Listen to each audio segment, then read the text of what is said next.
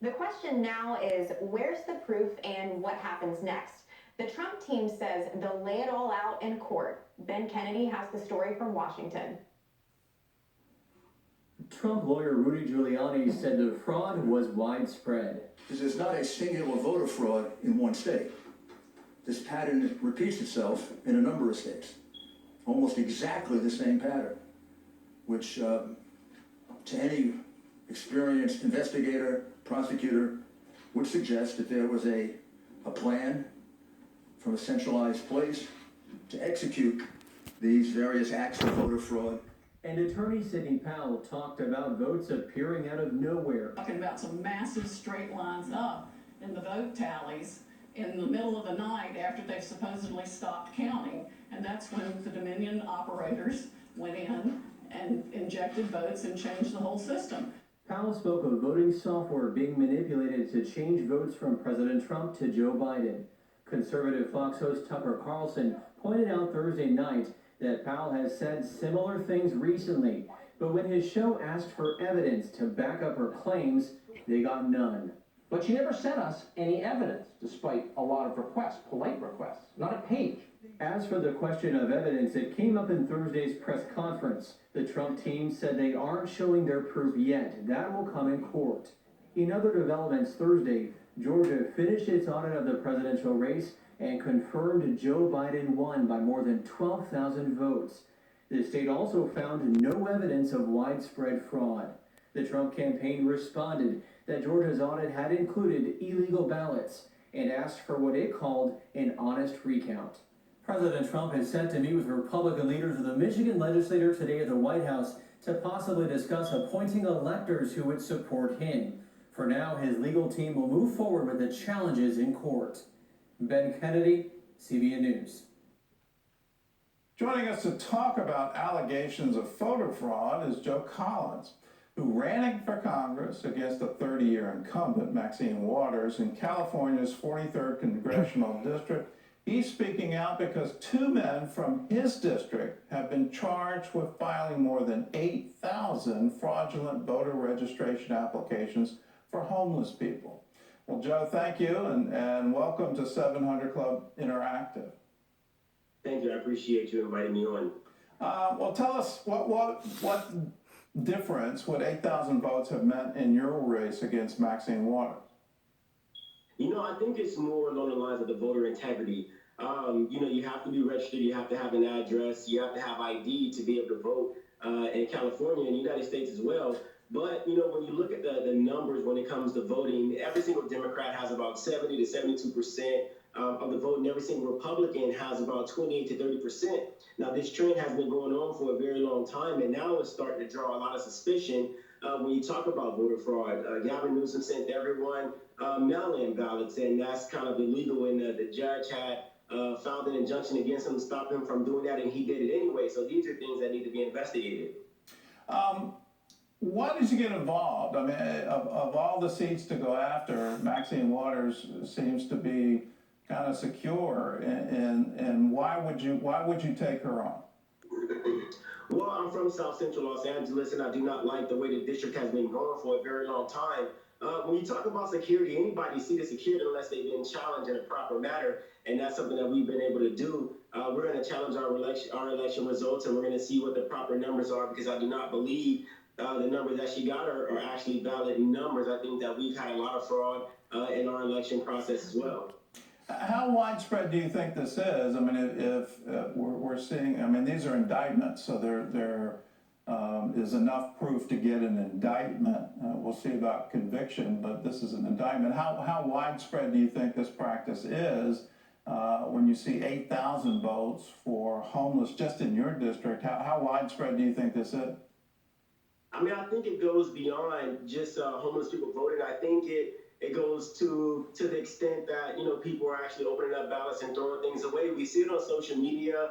The only people who are ignoring it is the mainstream media, and it's kind of a disappointment. Even when they called the election for California, they were still counting votes. I think they had about 10 million votes to be counted when they called California. They're still counting votes today.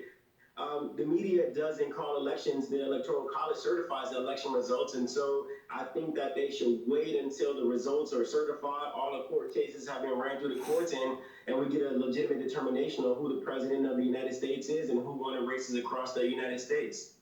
I've frankly heard most of my life about, dead people voting or people going out and paying people for votes. I've heard about made up ballots. I keep hearing about this. Back in 2000, we had the national horror of the hanging chads, but we don't seem to have done anything about it. What do you think should be done to keep elections fair, free, open, but most importantly, with integrity, that they really are honest elections? In my opinion, the same way you can open up a bank account should be the same way that you vote. You need an ID, you need your social security number and an address, just like anything else. I think just implementing those three things would secure our elections more than what they are right now. Why do you think it's so hard to get to that? Because some states actually have that. You have to have a valid driver's license. In order to get a driver's license, you need a social security number. I mean, you've got that. Why is it so hard to make that the law of the land? Well, in my opinion, I would just say that common sense isn't so common, and now you're dealing with issues like this, which, people should start pushing to get more security in our elections. Okay. You were running as a Republican in a heavily Democratic district. You made some inroads. You're certainly shining a spotlight on voter fraud. Will you come back again in 2 years? Are you going to keep going at it? Yeah, our election isn't over yet. They're still counting votes. We're going to contest the election. I don't mind losing, but I do mind being cheated. And if we, lost legitimately, then yes, we will run again. And I think this time we have a better shot at winning. All right. Well, good luck to you. Thanks for being with us. Thank you so much. Well, no, actually, before we go, I've got a viewer question. I forgot this. Rick on Facebook says, why are there no cameras used in every city of every state during ballot counting?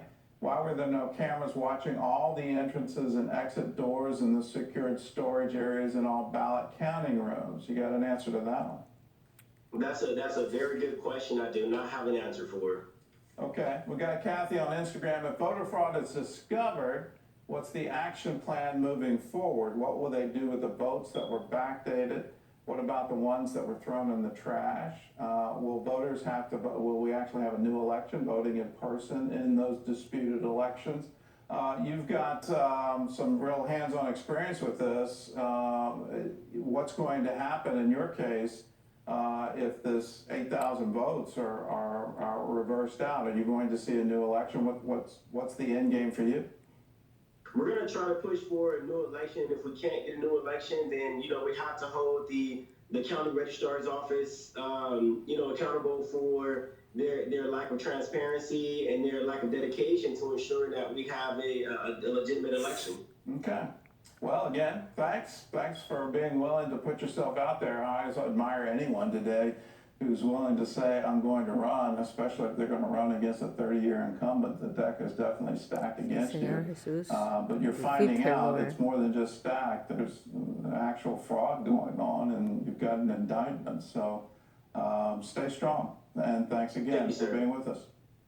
You can always get the latest updates on the election and these various charges, and it's pretty amazing what's being uncovered in some of these congressional districts, the so-called down ballots, and for this kind of indictment to already be out there in the state of California is pretty amazing.